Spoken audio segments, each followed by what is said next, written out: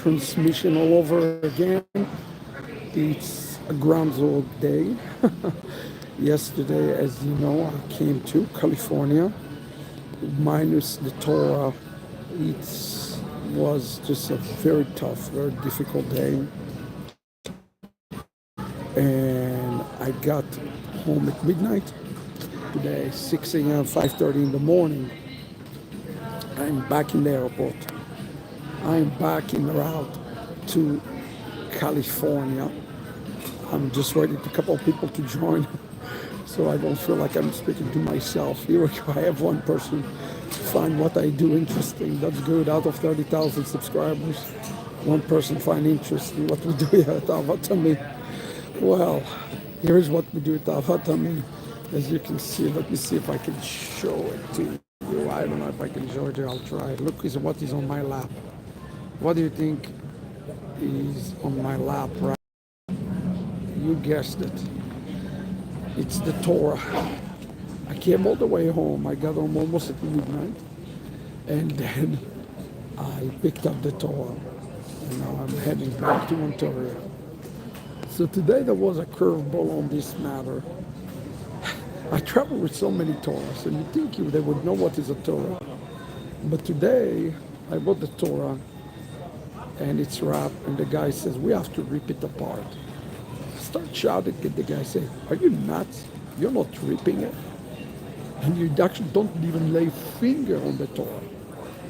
And I got pretty angry because there's just a lack of common sense. I explained to him. He says, what is the Torah? And I tried to explain to him. He said, well, it's suspicious. So I had my Israeli idea, and I explained to him I'm a Jewish rabbi. Of course, they didn't even know what is a Jewish rabbi. So I'm just amazed at the ignorance sometimes and the lack of common sense. But you see, I had to make a little bit of a hole. Maybe you guys can see a little bit of this beautiful Sefer Torah from Yerushalayim.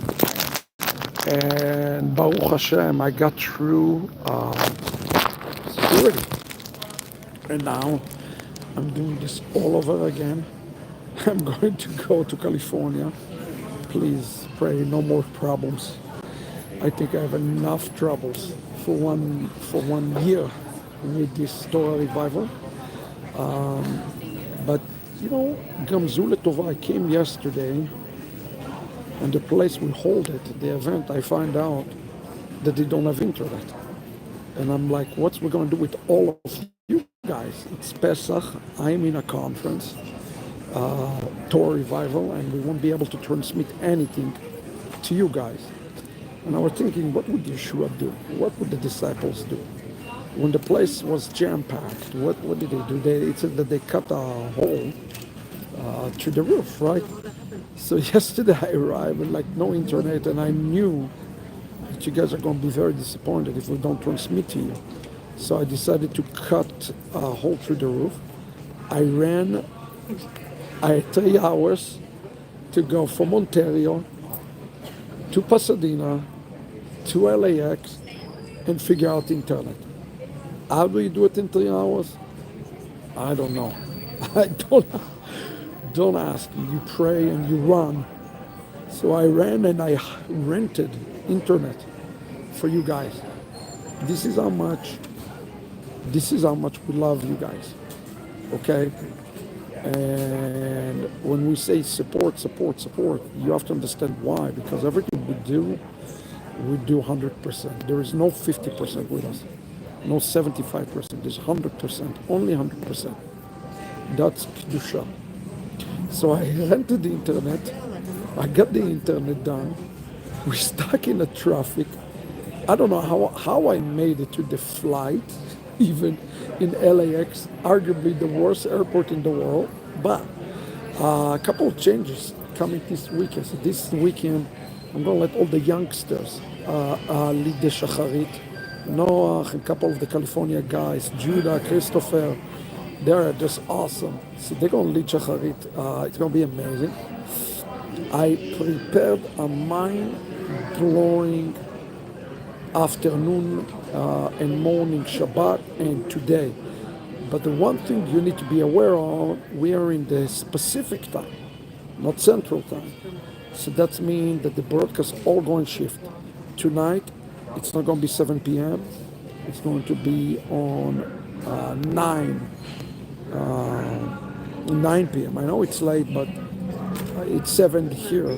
And tomorrow it's not going to be at 10, it's going to be in 12 for you in Central Time. So I realize that it's a lot harder, the timing, but believe me when I tell you, we're doing it for you. Also, I do want to talk a little bit about this Torah revival. This is the second Torah revival we've done in the West Coast. This time this is a Sfaradim conference.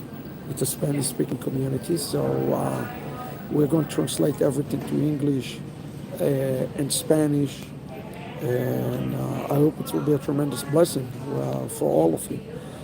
The work with the Spanish world is not easy, to say the least, but it's something, the very first trip I've ever done, I'll tell you a funny story, to a Spanish-speaking country was in 2009. I was invited to Lima, Peru, and it was the most chaotic conference I can recall. And it was just a wonderful, chaotic experience for me. And now for having working now the last 15 years with the Sfaradim, and it's really, really important to continue this work.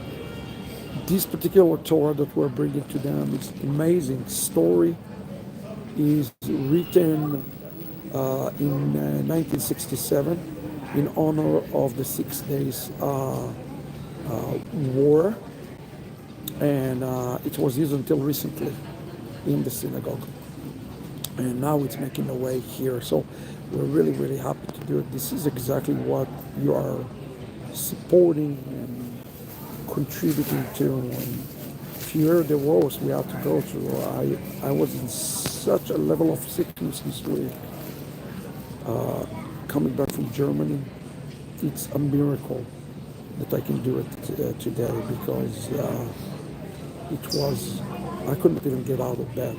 High fever, couldn't get out of bed, chest congestion, all the bad stuff. But Baruch Hashem, I am healed, restored, a little tired because I didn't get to sleep more than 2-3 hours per night, but so rejuvenated and so excited. And with this week, it was hard in the Chag to push through this. Every place were obstacles and challenges. But that's part of the nisayon, of the nes, of the Chag. So we always think about nes and nisayon as two separate things. Nisayon is a trial, nes is a miracle. But you see, sometimes we have to push the nes, meaning God is going to provide the nes, but He's also going to put you to the nisayon at the same time. So to me, trials and miracles, actually they go together, okay? Yes, just because God is going to do miracles does not mean that you're not going to be tested. You're going to be tested, okay? The Lord is surely with us, and I'm going to do a couple of cool things this week. I don't know if I'll be able to stream it, but like the end of the Chag, we enter to what's called the Shvi'i. There's this wonderful tradition starting Saturday night among Sfaradim to extend the Chag for one more day. We call it Nimru Mimuna. Mimuna is an Arabic word, actually. It's related to the word Emuna. The idea behind Mimuna is, remember, everybody left Egypt, but we want to leave one more day for everybody who maybe have not left Egypt to come out of Egypt.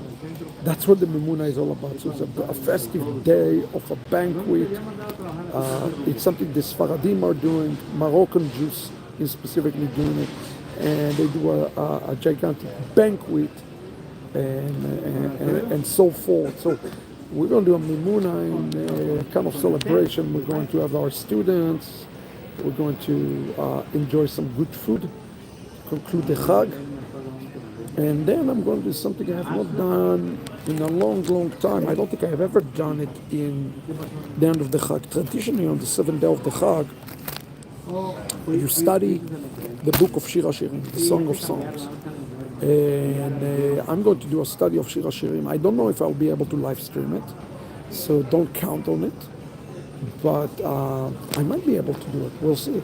So I'm going to look at the context, Messianic context of Shir HaShirim, which is just absolutely a wonderful book to study when we're talking about the time of Geula and Pesach. So I'm not going to take much more of your time. I am here. I'm ready to go. Do it all over again to see the Tikkun. By the way, guys, if you have not read the Jewish DNA of Romans 11, I'm telling you, especially those of you who want to ascend right now during Pesach, the time of Pesach, you want to ascend up to 50, that's a good book for you to read at this moment. Make sure that you're reading the Jewish DNA of Romans 11. I think it's a book that it will tremendously bless you in many layers. It's blessing me to read my own book, to be honest with you. It's full of revelation for Ahavat Ammi, for the nation. So make sure you pick up you can go to romandna.com, pick it up. We'll be in California the next week. I am back here. We have a big bar mitzvah in Vegas, and I'm going to come to bring a simcha to our own staff member Lydia, her son, having a bar mitzvah, and it's always great to see the next generation. You're going to see a lot of them this weekend. I hope you'll support them. And by the way, also talking about support, this will be awesome to get some more financial support. I don't know what's going on. Maybe people getting tired of seeing this. I don't know. Maybe we need to put some young faces rather than this old guy face. But we need more support financially, guys. The work internationally is exploding, but the giving declining. So the work is going this way, giving going this way. Not a good combination to have. We're suffering a little bit here, and we would appreciate many who believe in the vision to come and support it and be part of the work. But we're really thankful for you guys. We made a little hole in the roof. I hope it will be perfect transmission for you. I'll have 3 transmissions this weekend. I'll have the Friday night tonight, Shabbat morning Shacharit, and then I'm going to have a Shabbaton Yeshiva in the afternoon.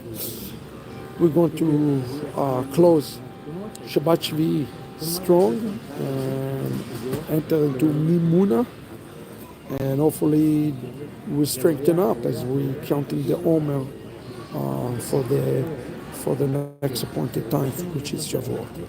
So anyway, that's what I got for you. Hey, I see Jackson here. Hey, Jackson, good to see you. Hey, Jackson, check this out. Today I didn't look at the Torah. They gave some problem, but having my sight. He's next to me. I'm touching it, holding it for the next 3.5 hours. I'm looking forward to this. So, anyways, wishing everybody Shabbat Shalom. Read Romans DNA. See you today, special time, and Chag Sameach. Yeah, Chag Sameach. You see, they try to peek in, they try to cut it. I'm like, you're not cutting anything. If you want this open, you don't touch it. So I had to have a yelling match with security for the sake of the Torah. Yeah, I think it's worked. So now I just have one more obstacle and we'll be home free, Bezrat Hashem, to California. Thanks everybody, and continue to believe in Nisim in the month of Nisan. May Hashem send us even this weekend many Nisim. Next update will be from California, Bezrat Hashem, and the Torah for all of you. Thanks everybody.